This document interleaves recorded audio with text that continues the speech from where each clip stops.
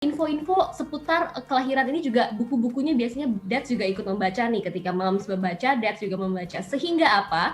Ketika tanda-tanda lahir itu kemudian ada, misalkan ada keluar lendir darah atau kemudian ketubannya pecah atau kontraksi yang dekat gitu jaraknya, dadsnya nggak panik. Karena dia Nah, bisa jadi nih dads lebih panik loh dari momsnya gitu kan.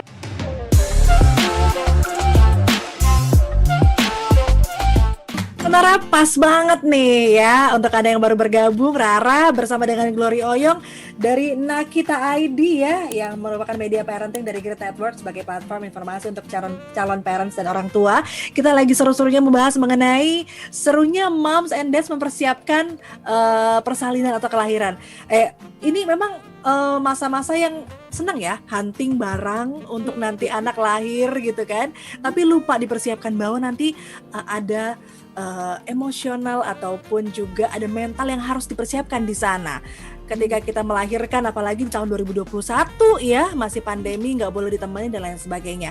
Kalau tadi Glory sudah menjelaskan apa-apa aja yang dipersiapkan sebagai seorang ibu. Nah kali ini nggak adil dong kalau dads-nya juga nggak mempersiapkan. Nah apa sih dari sisi dads nih Glory yang perlu dipersiapkan? Wow, Ra, kalau bicara soal persiapan ya, ini dads gak kalah banyak sebenarnya lo sama moms gitu ya. Kalau moms tadi kan kita udah cerita ya persiapan mentalnya, kemudian mungkin ya senam hamil dan lain sebagainya. Nah, Yes. dads juga bisa mendampingi dengan persiapannya juga harus sama nih dads. Yang pertama mental yang pasti ya, karena dari seorang lajang, jadi seorang suami, jadi seorang ayah itu tentu tahapannya berbeda-beda kan, tanggung jawabnya juga berbeda-beda. Yeah. Kalau waktu lajang mau menikah yang dipikirkan biaya nikah biasanya ya. Nah, ketika sudah dari seorang suami mau jadi ayah, biasanya biaya melahirkan nih, Ra, yang harus dipikirkan. Nah, selain mental tadi ya, ketika kita menjadi ayah tentu tanggung jawab bertambah, persiapan financial ini juga penting. Kenapa? Karena proses kehamilan sampai melahirkan, sampai anaknya nanti usia balita itu nggak berhenti gitu kan. Jadi Yes. stop gitu, nggak bisa. Jadi ketika sudah hamil itu berarti biayanya akan jalan terus tuh ya bill-nya. Jadi nanti kan periksa dokternya, imunisasinya gitu kan. Ketika masuk imunisasi udah selesai pun di usia mungkin 3-4 tahun gitu ya udah mulai selesai, biaya sekolahnya gitu kan.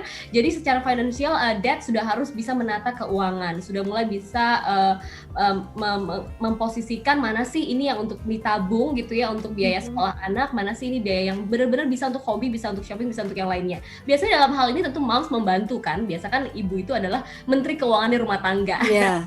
Yang harus dipikirkan oleh dads juga adalah ini ketika posko pengeluarannya ini bertambah. Nah di situ mungkin dads bisa mempersiapkan gitu ya dari sisi finansial. Tapi selain itu juga info-info seputar kelahiran ini juga buku-bukunya biasanya dads juga ikut membaca nih. Ketika moms membaca, dads juga membaca. Sehingga apa?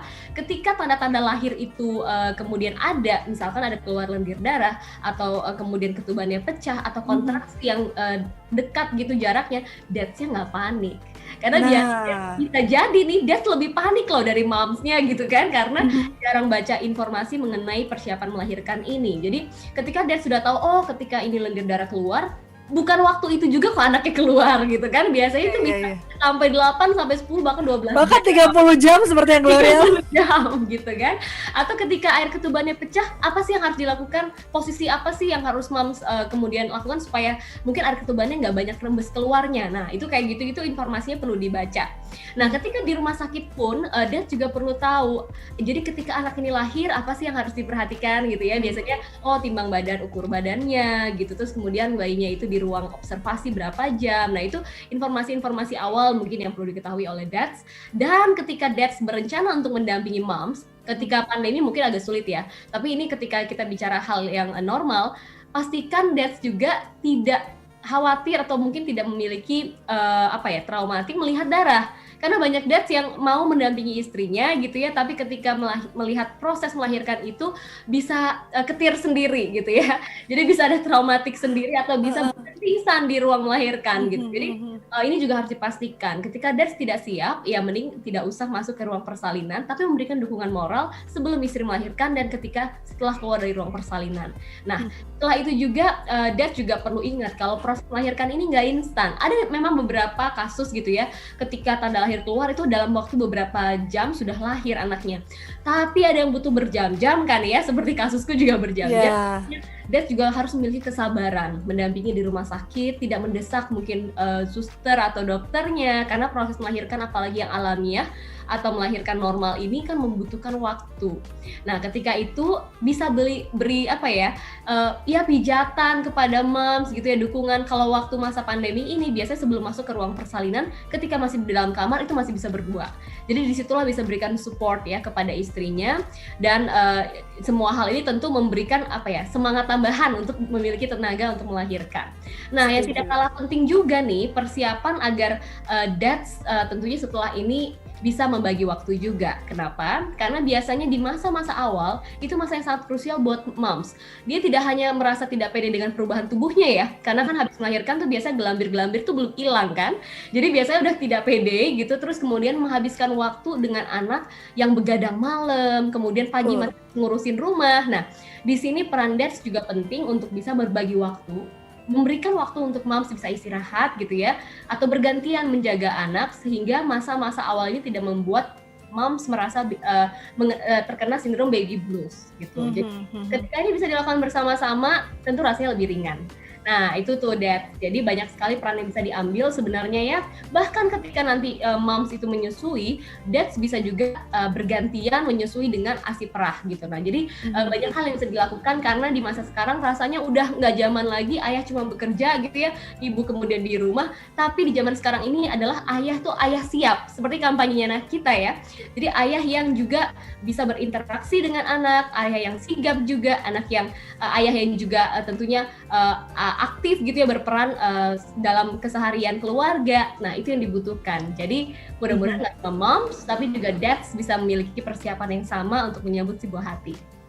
Bahkan banyak juga sebenarnya dads itu diperlukan untuk mendampingi ketika moms mengikuti kelas laktasi misalnya, senam hamil misalnya. Itu juga biasanya dads perlu untuk mendampingi supaya tahu ya ketika nanti kita kesulitan nih mengeluarkan ASI dan mengalami baby blues, suami bisa memijat bagian tertentu, membantu melancarkan ASI-nya dan lain sebagainya. Setuju ya, Glory ya? Setuju banget, apalagi nih waktu menjelang melahirkan kira-kira 2 atau 3 minggu gitu ya. Itu kan biasa kita latihan bernafas. Nah, bahkan ketika ngeden gitu ya, latihan untuk ngeden itu ada posisi yang ayahnya mungkin atau dadsnya itu di belakang, jadi memberikan support gitu ya. Kemudian nafas, karena kadang-kadang moms itu bisa lupa nafas loh, maksudnya lupa ritme nafas. Jadi ketika itu ayahnya gitu ya, yang kasih ritmenya gitu kan. Nah, kemudian setelah nanti dalam proses kemudian melahirkan itu sendiri, ya banyak juga sebenarnya latihan-latihan yang tadinya waktu di latihan bersama itu mungkin yang bablas atau lupa, tapi support atau paling tidak mendampingi itu sih udah penting. Jadi persiapkan waktu, kalau bisa cuti gitu kan dapat juga cuti melahirkan bagi suami itu 3 hari biasanya ya. Iya, ada dong. Bisa mendampingi istri gitu kan untuk menyambut buah hati, itu penting banget. Baik, ini masih semakin seru ya perbincangan kita pada siang hari ini. Nanti kita akan melanjutkan kembali dengan mungkin bagaimana sih tipsnya agar moms tuh bisa lebih rileks ketika menjelang persalinan gitu kan. Kadang-kadang sudah mulai ada kontraksi-kontraksi palsu tuh, deg-degan, sesakit ini ya, padahal tuh belum apa-apa sebenarnya ya. Ada yang mengatakan jika kita mengkonsumsi kurma setiap hari gitu ya di kehamilan 9 bulan, ini memiliki risiko yang lebih kecil membutuhkan bantuan obat-obatan ketika persalinannya. Dan biasanya melalui proses persalinan 7 jam bisa lebih cepat bagi moms yang mengkonsumsi ya buah-buahan kurma, salah satunya yang memiliki kandungan gizi yang luar biasa gitu ya, karena kurma memiliki katanya senyawa mirip hormon oksitosin yang menyebabkan kontraksi juga, membantu persalinan lebih lancar.